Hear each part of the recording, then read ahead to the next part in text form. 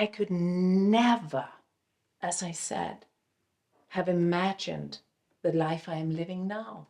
If I had to trust myself to manifest that, I would be somewhere completely different, because I could not see this. This is what unfolded through me through surrender into God.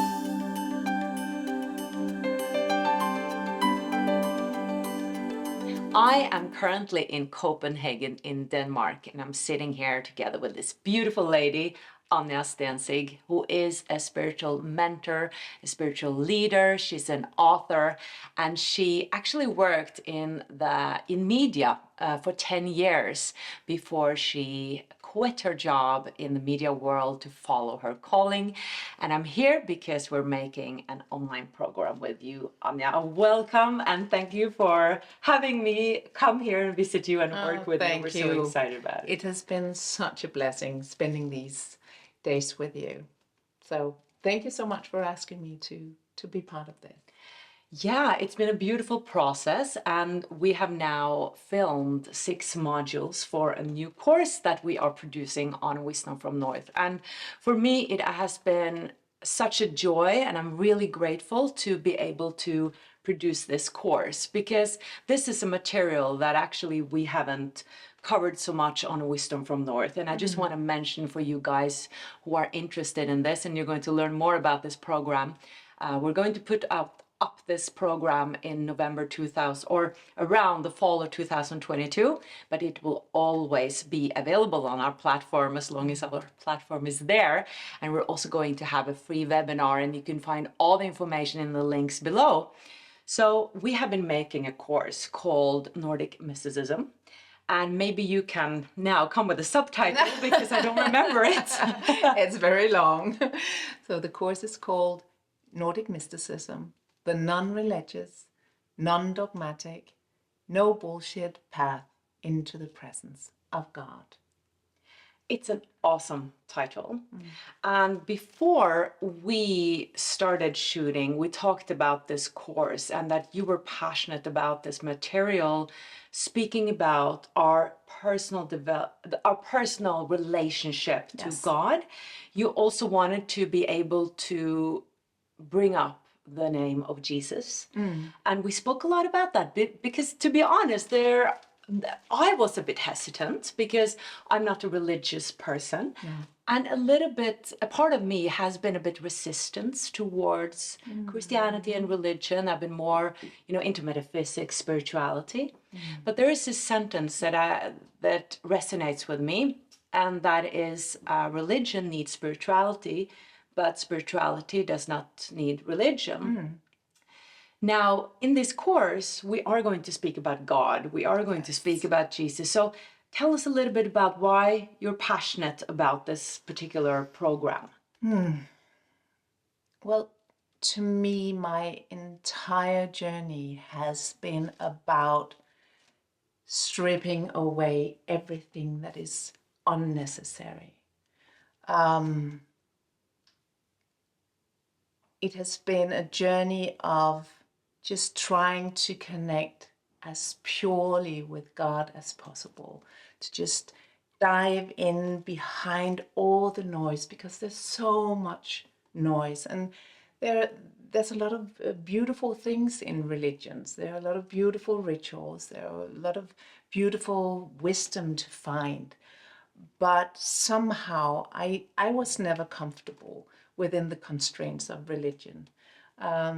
I don't even consider myself Christian, even though I have always had this very, very deep relationship with Jesus, because I have been blessed to have him by my side. He has appeared to me for many, many years. So he is my master teacher. He is who I turn to. But I don't call myself Christian because, Jesus was not a Christian. Jesus was a mystic. Jesus was someone who showed us how to be in the presence of God. And Christianity was what human beings build afterwards. And I believe that there are many misconceptions. There's a lot in some forms of Christianity that I believe is very far from what Jesus would have taught us. So especially one of the things that I touched down on in this course, because mysticism is about the direct personal experience of God as something that is not separate from us. And in Christianity and in most other major religions, we are taught that God is something separate from us. So this whole idea of oneness that I see in the words of Jesus has not been unfolded in the Christian church. So Nordic mysticism, and why I really want to dive into this, is because I just really, really want people to know that there is a way to God that is outside religion. And I see in the spiritual world that we often tend to avoid the word God because it is tainted by religion and dogmas and these boxes that we don't want to land in. So I want to inspire people to invite God back in, because I think we need God. I don't think, it's not, for me, it's not enough to understand the energies of the universe, or to speak with angels or whatever. It's not enough. I need to be connected with the source of everything. And the only name which holds completely that meaning is God to me. So I think it's time that we leave religion behind and just invite God back in. So that's my whole intention. This was a very long answer. I don't know if I answered what you asked me. I love it. So for you, it's important with that word God, but for other people who might be interested in the program or just developing this deeper connection with God, could they still, nevertheless, call it something else? Absolutely. Absolutely. I teach that you should find the word that resonates with you, the name that opens your heart, the name that makes you long to be connected with that. And it's just that, sometimes to me, words like universe or source are so impersonal. I cannot connect with them in the same way as I can with the word God. But if you can, then that's all good. Names are not important in that way at all. And this is very important to me, is none of what I say is something that I want other people to just accept as a truth. I don't know the truth. I know what is true to me. And my invitation is, this is what I see. This is what I experience. This is the revelations that I have had. Maybe you can find a piece of your puzzle in my experience. And maybe that can help you closer to your truth. I am not a believer in one ultimate truth that is the truth that we could ever have the capacity to understand. Maybe there is one big truth behind everything, probably, but we as human beings will never be able to find it. And, you know, all we can do is find out what is my way in this. Where does my heart open? What makes me, you know, vibrate with the presence of love and God? Beautiful. That is very important to me as well. And all the teachers we work with in Wisdom from North, they say the same, that this is my experience and I want to inspire you with this. And you're also doing that in the program. And what I find very inspiring with you is what this work or experience or way of living, how it has affected you.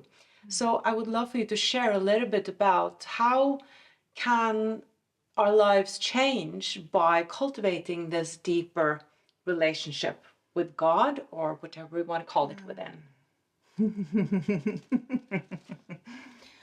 Oh, that's a very, very big question. How can our lives change? They can change completely. But, you know, the thing that makes this question difficult is that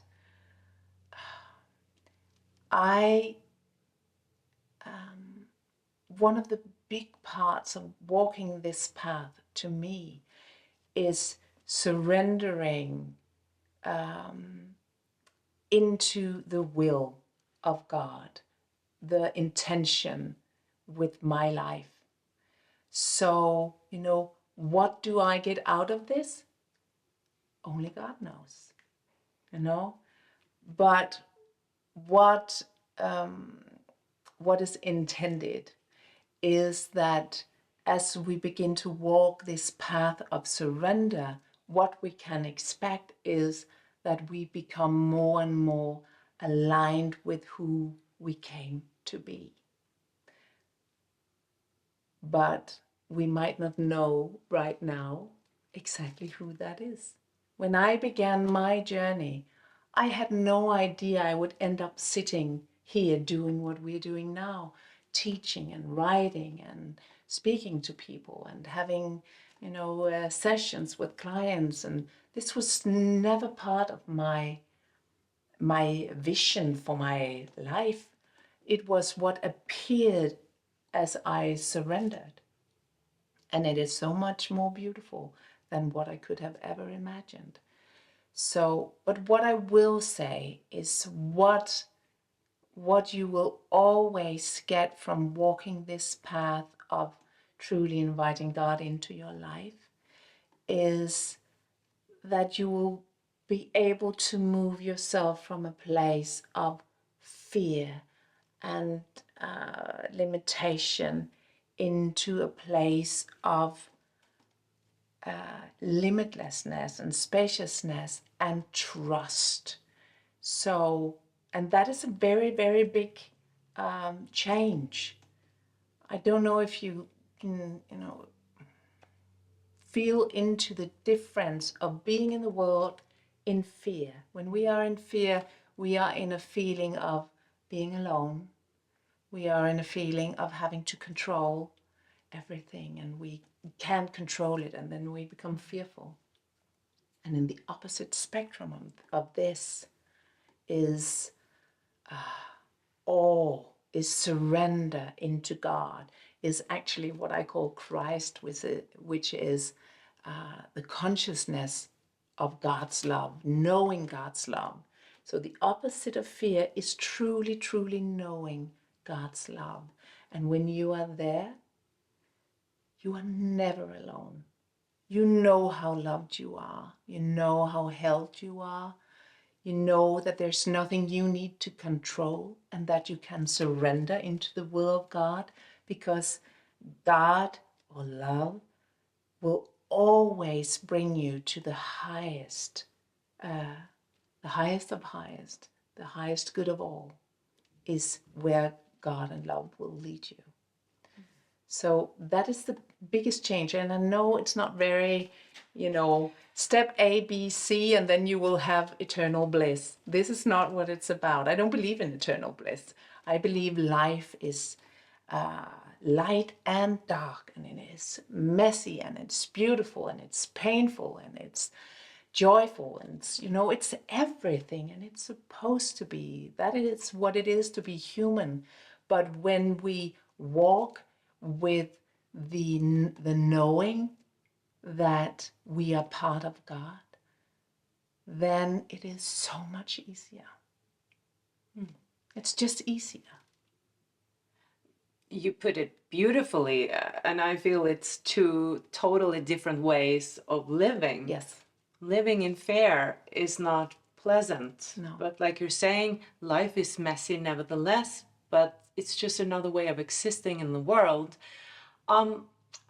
Speaking of suffering, I'm thinking about Buddha, speaks a lot about suffering, and I've been leaning towards more to Buddha and Buddhism in my path, but only lately I've started to open up more to Gnosticism and Jesus and the words and the deeper words of Jesus, and you have been some of the teachers that have inspired me to do that.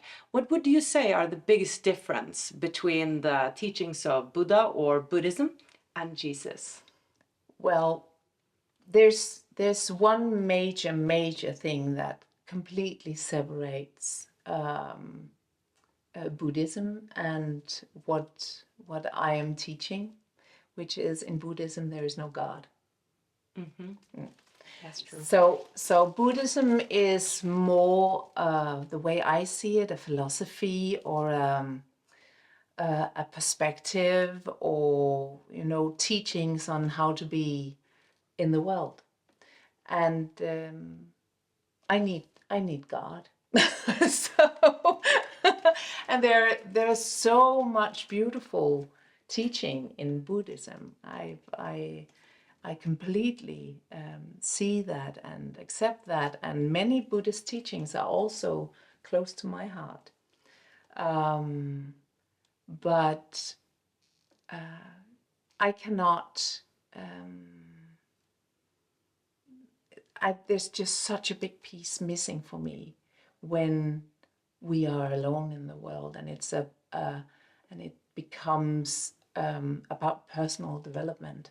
It becomes, how can I better myself so that I become an enlightened being, so that and I know Buddhism is not, it's all about getting rid of the ego, but still it is, to me, a project of, becoming something where, yeah, I don't know. I'm not that deep into Buddhism, but that is definitely a major thing. And we also spoke about the letting go of suffering. Yes. And then the embracing of suffering. Yes. And that's a very big thing that I have only realized recently. And it's not necessarily a part of the Christian teachings that people know of.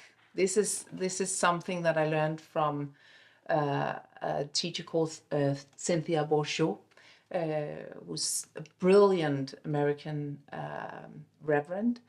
And what she showed me was that Jesus teaches us something that is radically different from Buddhism, and also actually radically different from a lot of people's approach to Christianity, which is let go, just keeping things in an arm's length. Don't let go of all your longings, because they will, lead you astray, or they will be captain of your ship if you allow your longings, to take control. So you have to let go of your longings. And And also in Christianity, you have these ascetic desire teachings. is seen as Yeah, the something desire, exactly. negative. This desire. So we don't want to desire anything in Buddhism, and in some branches of Christianity, we want to, lead a simple life. We don't want to want anything. But what Cynthia Bouchot showed me, and it resonated so deeply with me, was she said, Jesus shows us that we should embrace everything. We receive all this love from God to bring out into the world. Everything is God. Embrace it. Jesus embraces everything. He embraces the light. He embraces the darkness, even when it's horrifying and so full of suffering. He embraces it and says, thy will be done. So he says, embrace everything, but hold on to nothing. So instead of rejecting and holding things out here, we embrace everything and we bathe it in love. And we allow ourselves to receive every beautiful gift that this world has to offer, but we don't hold on to anything. We are willing to let it go, to just let it pass through us. So that's a big difference, and that means also so beautiful. Encompassing the darkness. Absolutely, absolutely. Everything that is God, which is everything. So embrace the darkness, embrace the pain. Bring God's love to the darkness. Bring God's love to the pain. Bring God's love to everything that is dark and hurtful. Embrace it, the good and the bad, but don't hold on to anything. That is definitely pretty far away from some Christian traditions. Yes, absolutely. And some Christians will call me a devil for saying something like that. But it just, it feels so true. Yeah. It feels so true. So what are your perspective then on this manifestation focus that we see a lot of?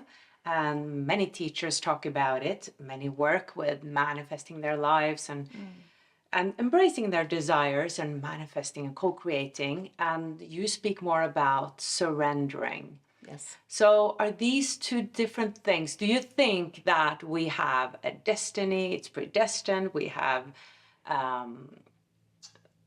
sort of a blueprint that is set, or are, in your perspective, we are co-creating also our lives? Both. I believe that there is a blueprint. There are specific things that we are here to explore, to experience, to transform, to meet, to be. You are here to be you. That's my core belief. You are a unique a unique mirror of one part, one facet of God.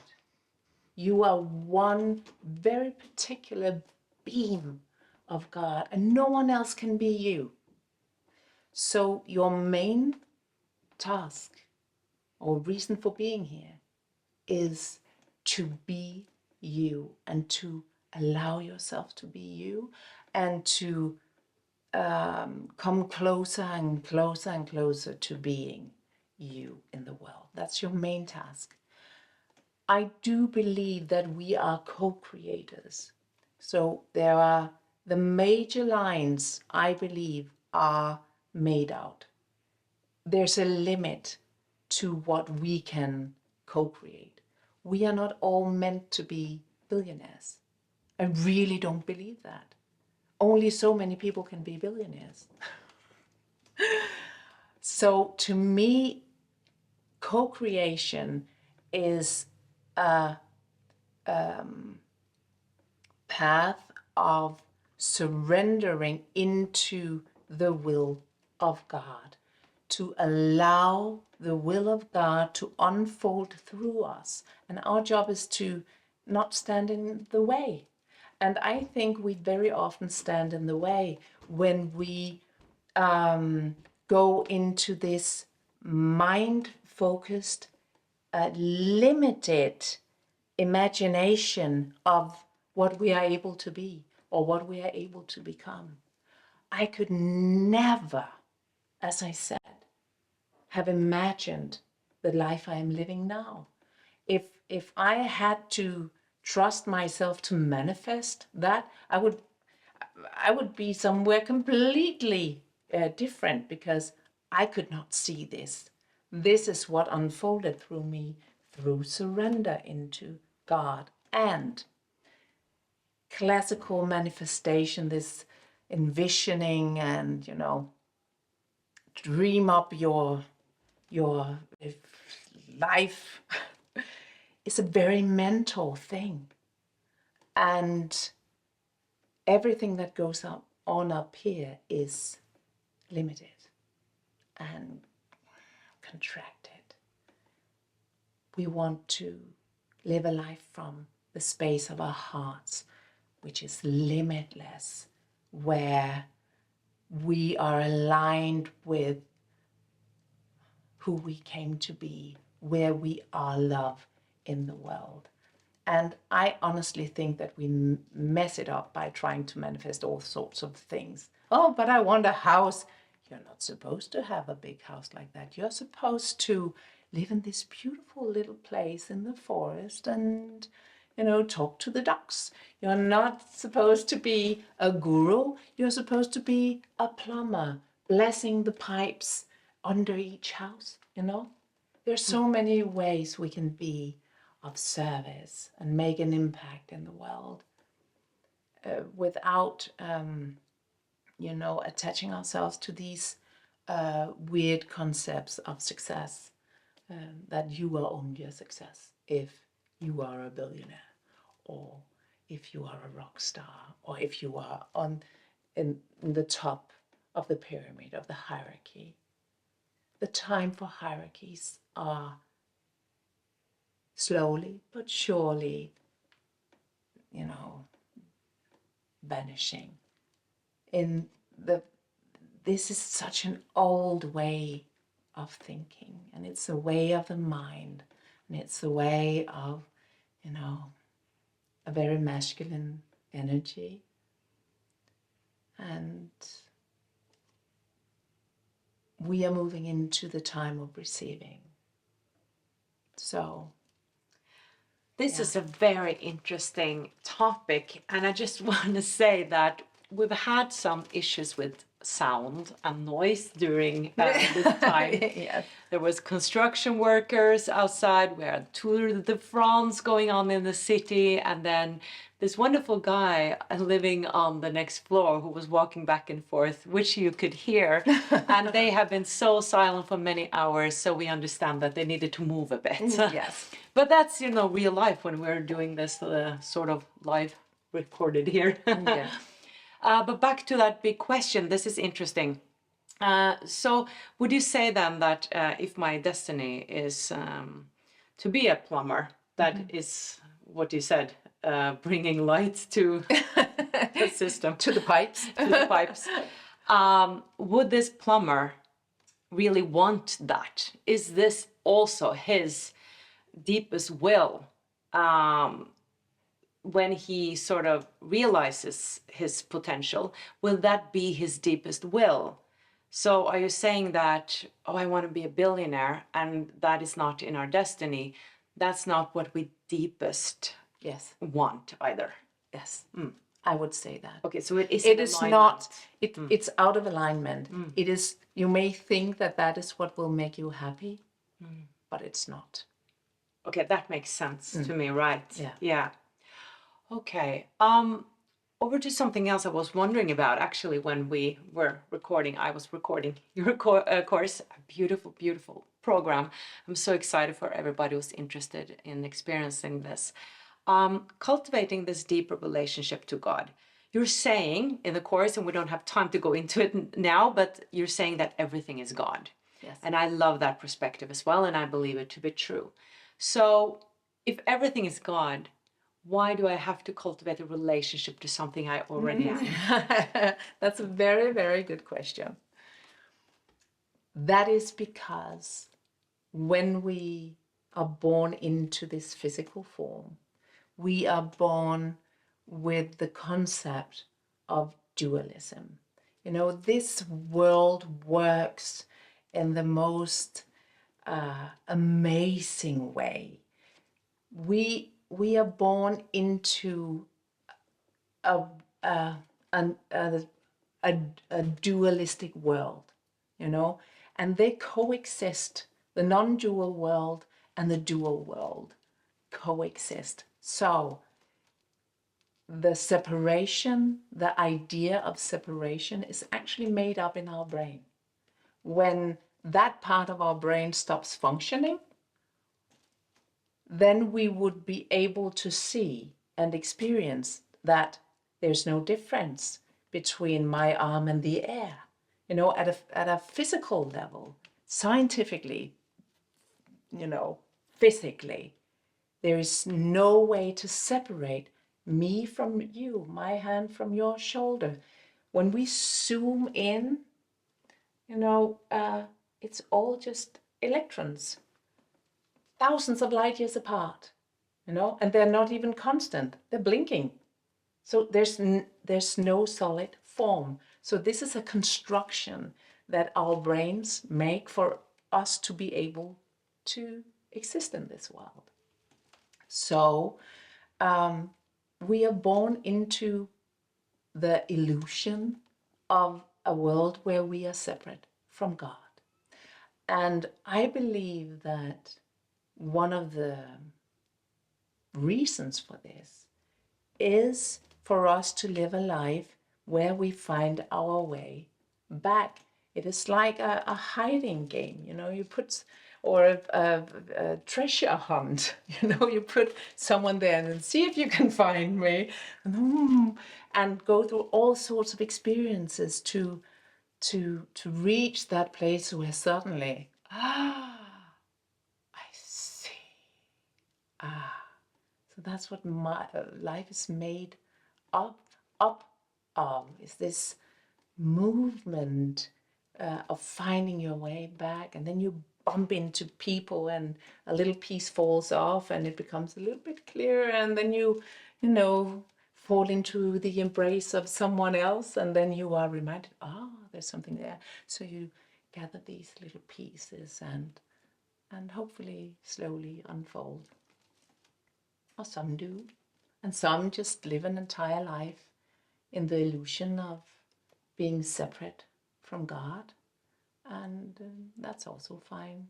Maybe next time they will get the invitation, but they might not, you know, say yes to it. So we are born into this feeling of being separate from God, but within us is a deep longing that some of us feel. Not everybody feels this, but this deep longing to re-merge with the source, re-merge into this oneness that is our natural state, that is what we come from. So yeah. And this is also why most people have this feeling of just being very alone in the world. Or empty. Or empty. But really also the feeling of being alone and not understood and a stranger to this world. And you never feel alone anymore?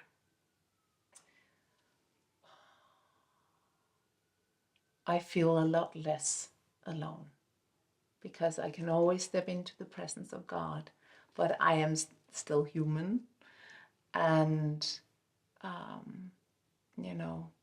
I would love to just completely melt back into the oneness always. But that is not until we die. So I will just have to wait for it. So this is actually very important for me to say, because this is truly not, I would never tell anyone that there was something they could do to get to live a life of eternal bliss or just being happy all the time. That is not human life. When we get to that point where we can just be in eternal bliss, there is no reason to be here anymore. So that's where we say goodbye. Right. Yeah, because the darkness and the light, as somebody said this, we can learn. We learn both through the darkness and light, and we need both. And sometimes you have a relationship that you felt was bad, but that's what you needed. Yes. You needed to meet this person that was really tough on you, or it was a horrible relationship, but that was what you needed from Source or God to learn. Or you can have a beautiful relationship to learn the same. So it's not this was good, this was bad. And I think that's so important to have an awareness around, because sometimes I feel when you are spiritually interested, people expect more from you. That, oh, why did you attract this in your life? Why did you, who are so aware and know all these tools, why couldn't you fix that? Yes. But that's so falsely interpreted, because it has nothing to do with, oh, you're spiritually knowledgeable, and then your life should be just a If you stop having challenges, then you stop moving. We move, we evolve through challenges and through, revelations and meeting people who says beautiful things or whatever. But we truly move through challenges. We cannot move without some resistance.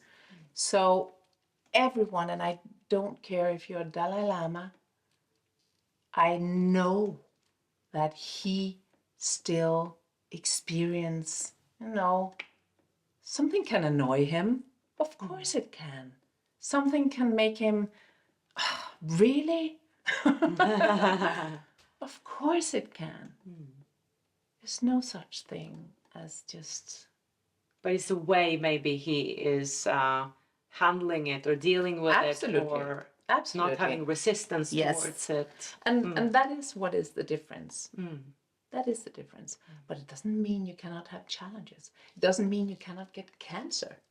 Of course you can get cancer even though you are an enlightened being. Because you're not what's it called? You're not you're not taken out of the game. Right.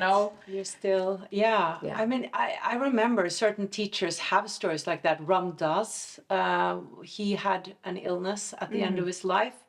He is one of the biggest philosophers we had. I think he is dead now. I'm not sure if he died. Yeah. And then Elisabeth Kubler-Ross, she wrote a lot of books about near-death experiences and had come very far, and all of a sudden her house burned down and she lost all her work, her life's work. And what is the meaning of that? And often we look for this meaning, why did this happen? That makes no sense. But God or life has mystical ways of teaching. Absolutely. and to me, it's actually not important to understand why. And asking the question why will only get us that story repeated or that experience repeated. If we keep saying, why does it need to be so difficult? Then God will answer us saying, oh, you didn't get it the first time? This is why it's difficult. Let's do it one more time. So when we ask why, we are putting the record on repeat. Okay, Yeah. that's interesting. So that is why, and I talk about this in the course, I prefer the question, show me how. Well, not a question, but the sentence. Show me how to move through this. Show me how to be in a different place. Instead of, why? Yeah. Why does this keep happening? I felt that. Well, because also. you keep asking why, and we have to show you again and again and again. It sort of leads just to that victim feeling. Why did this happen to me? And it's just so easy to go there. And it's a good reminder to find something else to ask. Because when we keep, shouting out questions to God, they will be answered, and they will be answered through life. Because we are always answered. We are always answered, and we are always in dialogue with life, with God. So beautiful. Thank you so much for this enlightening conversation. Well, thank you. For this beautiful upcoming program that is coming on Wisdom from North very soon. And if this is for you and you're curious about it, you can read all about it in the link below. And we're also going to have a free webinar for those who are interested in just learning more and just show up for free. You can do that as well. So thank you so much, Anja, for this beautiful days in Copenhagen together. Thank you. And thank you for watching, everybody. Much light from Denmark. Bye-bye. Bye.